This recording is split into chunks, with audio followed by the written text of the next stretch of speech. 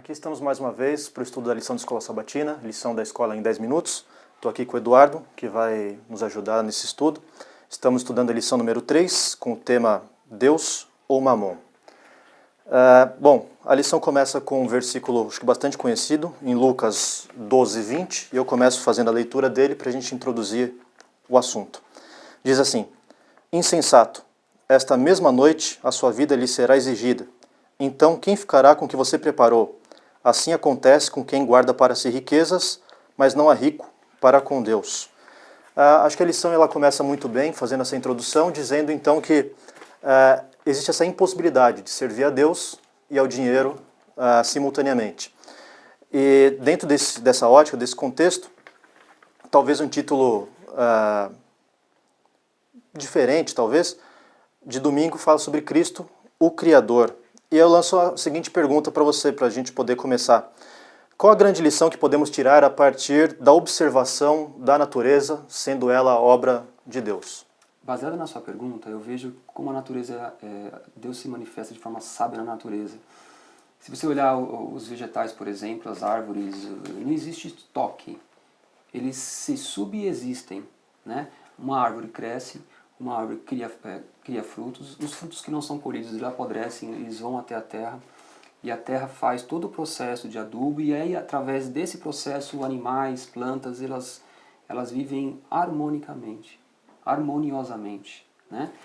E a gente, como ser humano, a gente nem sempre é assim, né? A gente tem a necessidade de acumular coisas, a gente precisa de muito menos do que a gente imagina para poder viver bem, diferente da natureza que não tem essas questões. Legal. E talvez entrando de maneira um pouco mais precisa, vamos dizer assim, na questão do dinheiro em si, tem uma passagem que é bastante conhecida em Mateus, onde é contada uma parábola por meio de Jesus, e eu vou ler aqui então Mateus 19, dos versos 16 a 22, diz o seguinte: Eis que alguém se aproximou de Jesus e lhe perguntou: Mestre, que farei de bom para ter a vida eterna? Respondeu-lhe Jesus: Por que você me pergunta sobre o que é bom? Há somente um que é bom. Se você quer entrar na vida, obedeça aos mandamentos. Quais? Perguntou ele. Jesus respondeu: Não matarás, não adulterarás, não furtarás, não darás falso testemunho, honra teu pai e tua mãe, amarás o teu próximo como a ti mesmo. Disse-lhe o jovem: A tudo isso tenho obedecido. O que me falta ainda? Jesus respondeu: Se você quer ser perfeito, vá, venda os seus bens e dê o dinheiro aos pobres, e você terá um tesouro no céu. Depois venha e siga-me. Ouvindo isso, o jovem afastou-se triste, porque tinha muitas riquezas. Que paralelo existe entre essa parábola e a realidade atual de várias sociedades? Eu acho que tem alguns aspectos bem interessantes nessa parábola. Eu vou começar com o seguinte aspecto. O jovem rico ele tinha uma relação bem boa com relação às pessoas que estavam em volta dele, né?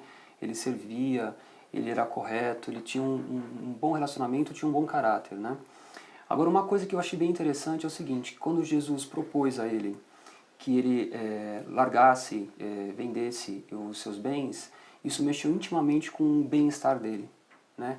Ele pensou: tudo bem, durante o dia eu tenho várias coisas boas que eu faço, mas eu vou ficar desamparado, né, na cabeça dele, porque eu vou perder todos os meus bens, né? Isso me custa muito. Isso me custa muito. Então, A perda do conforto. perda do conforto, exatamente. Então, isso ele pesou bastante, né? Então, acho que basicamente é isso. É uma coisa para se refletir, para a gente refletir, é isso. E tem outro aspecto também. Jesus não disse que dinheiro é ruim. Se ele tivesse dito que dinheiro é ruim, ele tinha mandado queimar tudo, né? Ele disse o seguinte: dê aos pobres, dê uma finalidade que realmente vale a pena para o seu dinheiro, né? E aí acho que dá pra gente ter uma ideia, um paralelo mais ou menos dessa parábola com a nossa vida. Entendi. Legal. E um pouco mais para frente, um outro título que aparentemente, né, é meio esquisito, pelo menos num contexto de mordomia. O título é Cristo, o Redentor. E a gente conversando aqui, acho que é legal a gente colocar essa pergunta para discussão e para a gente pensar a respeito. Qual a relação entre esse papel, né, essa função de Cristo como nosso Redentor e a mordomia cristã? Então, Cristo pagou, né, pelo nosso pecado, isso tem que ficar bem claro, né? Quando a gente fala em redenção, a gente fala em pagamento do pecado, né? E o que ele espera da gente, né? Ele espera da gente que a gente cuide direitinho, cuide bem daquilo que ele deixou pra gente, né? O que é isso? É cuidar da tua casa, que na verdade foi ele que te deu a tua casa, o carro, as pessoas que você ama, seu próprio corpo. Então, mordomia é basicamente cuidar muito bem de tudo aquilo que não te pertence. Né? Acho que é bem por aí mesmo. Tá. E para a gente ir caminhando aqui, quem sabe, para o final, um texto no Antigo Testamento, Êxodo 34, verso 14, usa um termo que aparentemente é meio diferente, vamos dizer assim. Diz assim: nunca adore nenhum outro Deus, porque o Senhor, cujo nome é zeloso, é de fato Deus zeloso. E o próprio guia, a própria lição, diz que uma outra tradução para essa palavrinha zeloso é a palavra ciumento. Não fica meio esquisito? Eu também quando li eu achei estranho. Estranho mesmo, a princípio, porque essa palavra nos remete a coisa ruim, né? Sim. Quem gosta de ser chamado de ciumento? E quem fala que é ciumento fala assim, sou mesmo, e daí? Que ele já está se defendendo. E esse ciúme, o que é então? Então, esse ciúme, não dá pra gente fazer essa comparação, né? A gente quando a gente fala de Deus e ciúmes, a gente está profanando essa palavra ciúmes. Né? No sentido de que a gente está pensando nos ciúmes que a gente tem no dia a dia. Não dá para fazer essa relação. Né?